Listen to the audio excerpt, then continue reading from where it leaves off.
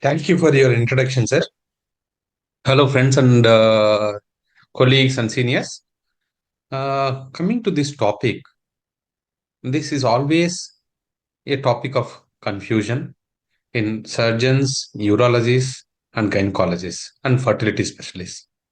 So many times we don't know whether to send the patient for varicocele surgery or whether to send them for IVF center for IUI or IVF procedure.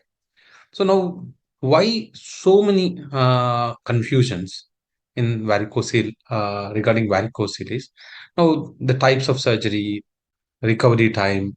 Sometimes you may have seen patients where surgery is done and there is no improvement. So now let me conclude. Let me uh, tell you the varicocele point of view from an andrologist point of view in varicocele surgery.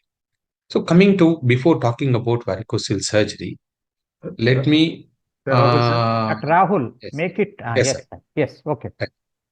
So uh, coming before talking about varicocele, we know varicoceles are very common, but subclinical varicoceles are very common. Subclinical varicoceles means they are only seen in the ultrasound. They are not seen when we examine. Physically, these cannot be palpable. So these subclinical varicoceles are seen in 44% of fertile men and 60% of men attending infertility clinics. So the point to be taken care is here subclinical varicoceles should not be operated. Only palpable varicoceles should be operated. That means all these men who are attending infertility clinics with grade 1 varicocele or grade 1 varicocele, we should not be operating on them. So let me tell you about 2-3 case scenarios which tells us the importance of varicocele surgery. Here was a 33-year-old male patient, married for 5 years. Semen analysis showed asthenotetrospermia, and his DNA fragmentation was very high. It was at 49. And he had bilateral grade 3 varicocele, and he was not willing for the surgery. He consulted a fertility center. They asked him to go for varicocele surgery, but he was not willing. Then they did IVF with testicular sperm, because whenever there is high DFI, people prefer testicular sperm. But in spite of taking testicular sperm, poor quality embryos were there. So after the IVF failure, this patient underwent varicocele surgery and conceived with IUI after 5 months. That means this is an upgradation. See, from IVF, this patient, we may not expect natural pregnancy, but this patient got pregnancy with IUI procedure. Second case scenario, again, 36 years old male North African patient. He married 7 times.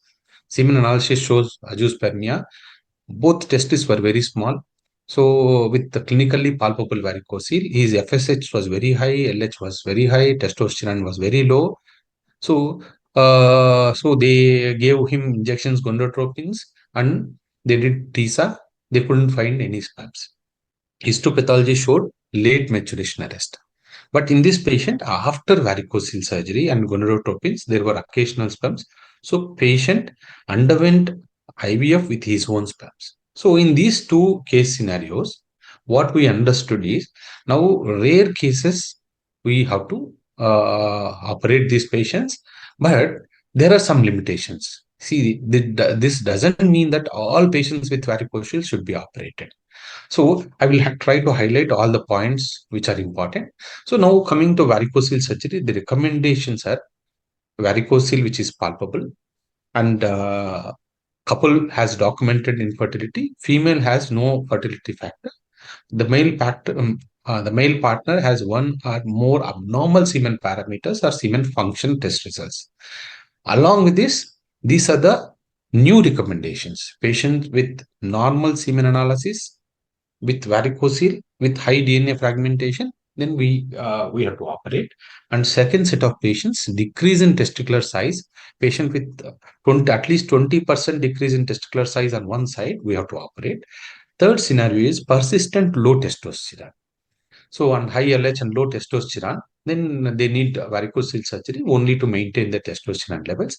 And patients with testicular pain, even these patients, they need varicocele surgery. But it is important to remember that in 95% of patients with testicular pain, varicocele is not the primary cause. That means whenever a patient walks into your clinic, says he has pain and varicocele, this is a troublesome patient. You should not operate, because he will come back saying that even after surgery, he will come back saying that I have still pain. So pain, the common reason for testicular pain is not varicocele. It can be infection, it can be epididymitis, it can be prostatitis, it can be seminal vasculitis. So you have to be careful. So now the role of varicocele surgery, I divide this topic into two things: patients who have low sperm count or oligosperm count, and patients with azoospermia. So patients with azoospermia, again, there are two types: obstructive azoospermia, non-obstructive azoospermia. You might be thinking, doctor, whenever there is obstruction, why you have to do varicocele surgery? Why can't you just take testicular sperm and do IVF procedure? I will explain. See, now, even in obstructive spermia, is there a role of surgery? See, it is only to prevent testicular function. And if there is any IVF failure, see, because we can't measure DFI in a testicular sperm, we can do, in case of IVF failure, we can do varicocele surgery only to preserve the testicular function. But other option is, if there is varicocele on one side, you can take testicular sperm from the opposite side. So these are the papers which suggest the role of varicocele surgery in both azoospermia and oligospermia. You can see that there is the take-home pregnancy rate and sperm retrieval rate and pregnancy rates are definitely better in the group where varicocele was done compared to no treatment group. This is again one more paper which suggests clinical outcome of intracytoplasmic sperm injection in infertile men with treated and untreated varicoceles. You see definite there is improvement in fertilization rate, live birth rate, and miscarriage rates. So now, even in okay, these are the papers which are suggesting varicocele surgery. So now, coming to non-obstructive azoospermia, if you have a patient who is non-obstructive azoospermia, so now only thing is, in non-obstructive azoospermia, you should not operate all patients. If your biopsy report comes as hypospermatogenesis or maturation arrest, then only we have to operate. Other set of patients like Sertoli cell only syndrome or germ cell aplasia, they will not improve with varicocele surgery in non-obstructive azoospermia. Okay, so these are the outlines, because these are this is my way of creating defining varicocele surgery, or defining the outcome of varicocele surgery. This is how I select patients. So generally, I categorize varicocele patients into three sets. First set, patients with oligoastinospermia with normal testicular value and normal FSH. So these patients will have very good prognosis. So all these patients with normal FSH, normal testicular value, can be operated. And second set of patients, patients with oligoasthenotetrospermia with small volume testis and high FSH. And that means this is a case of testicular failure. Here, the role of varicocele surgery is minimal. It is only to improve sperm morphology and to lower DFI. If IVF is not successful and embryo quality is not good after IVF, then only they need, or else if DNA fragmentation is very high, then only we have to operate. Third set of patients with small volume testes, and azoospermia and high FSH. Here only we have to do biopsy. If testicular biopsy says hypospermatogenesis or late maturation arrest, then only there is role for varicocele surgery. So now, selection of patient, again, varicocele should be palpable. FSH should be normal, it should be less than 8. FSH normal or high LH or low testosterone, high DNA fragmentation. unilateral small testis with gross varicocele. These are the set of patients where we have to do varicocele surgery. So now there are some warning signs before you do varicocele surgery. Patients with bilateral small testis and varicocele, always these patients' sperm count may not improve. Patients with high FSH, again, sperm count may not improve after varicocele surgery. Unmarried males with pain, again, it's a dangerous situation. People will come back with pain even after varicocele surgery. First, rule out other causes of pain, then do varicocele surgery. And obese patients, again, their testicular temperature will be very high. So you should not, even after surgery, count may not improve. Patients with thick scrotal wall, patients with chronic prostatitis, seminal vasculitis, necrozoospermia, the chance of improvement is on the lower side. So proper counseling is needed before surgery about the expected outcomes. So after varicocele surgery, we have to wait at least 3 to 4 months for checkup or repeat semen analysis. Spermatogenesis requires approximately 72 days. Any effects from varicocele repair and semen parameters are delayed. So now I said all the positive cases about varicocele surgery. These two case scenarios are about negative things. So now, if you see this case scenario, here was a 28-year-old male patient. He was presented with infertility. His semen analysis showed 1 million count, which is very low. On examination, he had small volume testis and clinically no varicocele. Only ultrasound showed there is bilateral grade 1 varicocele. So now what happened to this patient was this patient was operated for varicocele surgery. After 3 months, patient came back to him and his semen analysis shows azoospermia.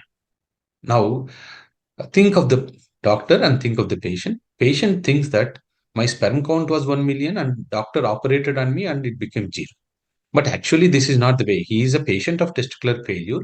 That is going to happen. So in this case scenarios, before doing varicocele surgery, semen freezing should have been done. The second case scenario, again, this is patient with the pain. Patient had pain. Ultrasound showed grade 1 varicocele, underwent surgery. So one surgeon did varicocele surgery. Patient had persistent pain. He consulted another surgeon. Repeat scanning was done. Repeat scrotal doctor said again grade 1 varicocele. So he was operated again for second time. So in spite of this, patient did not have any relief. So now this is the situation. So whenever after varicocele surgery, if you repeat scrotal Doppler, uh, again you will see some veins.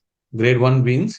Seeing grade 1 veins is very common after varicocele surgery. So the grade 1 varicocele should not be operated. So take home message is in subclinical varicocele patients with asthenospermia, surgery is not recommended at all. In subclinical varicoceles, you have to look for other causes like testicular failure and testicular injuries.